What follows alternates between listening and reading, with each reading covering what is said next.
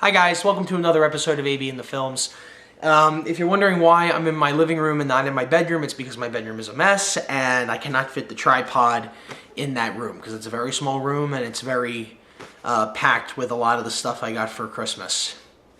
So yeah, but you don't want to hear about that. You want to hear about what I think of Tim Burton's Big Eyes. I got off work early today at my movie theater where I work and I went to go see it, and I did. And I will say, it's one of the better Tim Burton movies to come out in recent years. After Alice in Wonderland, I wasn't a big fan of that much. Dark Shadows, I didn't like too much. I can't think of what else he's done recently, aside from those movies. At least those are the ones that come to mind. I'm sure he's done maybe one or two other films recently. But this movie, I really like this movie a lot. And I know that a lot of people are not going to see this movie. They're all going to see Unbroken, which I'm sure is good. I haven't seen it yet. They're either going to see that or Into the Woods or The Hobbit, The Battle of the Five Armies. Because where I've been working, a lot of people haven't been going to see this movie. A lot of senior citizens have been going to see it. People who know the paintings from the 1960s. Because this is based on true events, this movie. So the movie is,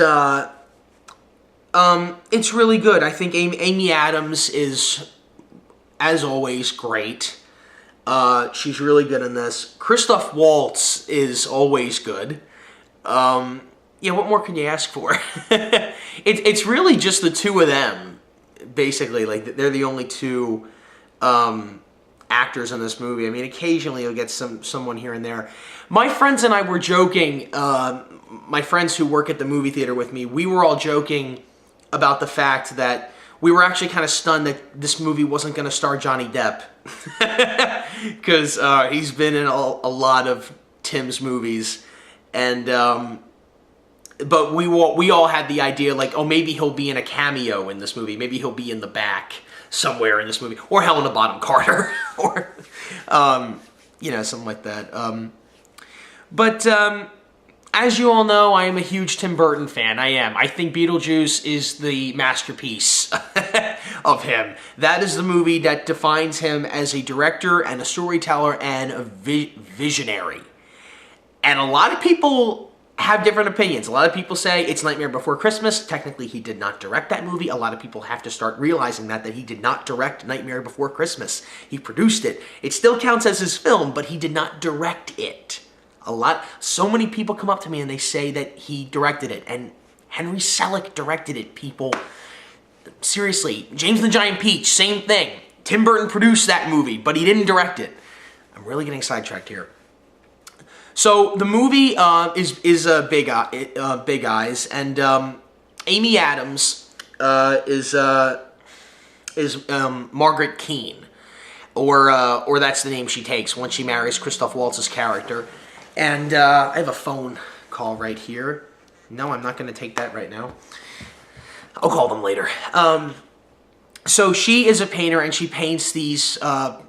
She has these paintings of these big eyes. And when she meets Christoph Waltz one day, he asks her, you know, why do you make the eyes so big? And she's like, well, I draw from memory. I draw from stuff that I like, and I really like how it's like the window into the soul of someone when I paint it.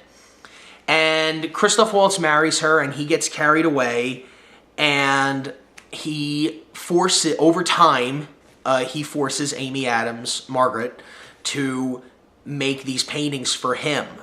And he lies about, well, it's basically the trailer. I mean, if you've seen the trailer of this movie, it explains the movie right there. And so he basically lies to the world and says, I created that. I'm Keane, you know. And clearly he's a lowlife. He's a liar. He never even went to art school, this guy. He's just, he's just a money-grubbing little shit. That's really all he is. He has no passion for art. But the heart of this movie is this, and this is why I like the fact that Tim Burton directed this, because he's the perfect guy to be making this kind of movie. anyone that wants to go into anything that has art involved, whether it be writing, cooking, filmmaking, poetry, even painting, any form of art, anyone that's interested in that kind of stuff should go see this movie. Because it tells the story of a woman who gets caught up in this lie and decides she's going to get out of it. She's going to make sense of everything. She's going to protect her artwork. And that's exactly what she does in the movie, and that's what I really liked about it. And Tim Burton, who, I mean, have you seen his movies? It's nothing but artwork. If you're wondering what that sound is, it's my dog walking around on the floor, and my parents are about to walk in, so I better wrap this up. So anyway, thoughts real quick on the movie. I liked it a lot. Do I think it's going to win Best Picture at the Oscars? I don't think so. It's a very standard story. I liked the performances. I liked Tim Burton's direction. I really liked this movie a lot. I'm a very artsy kind of guy.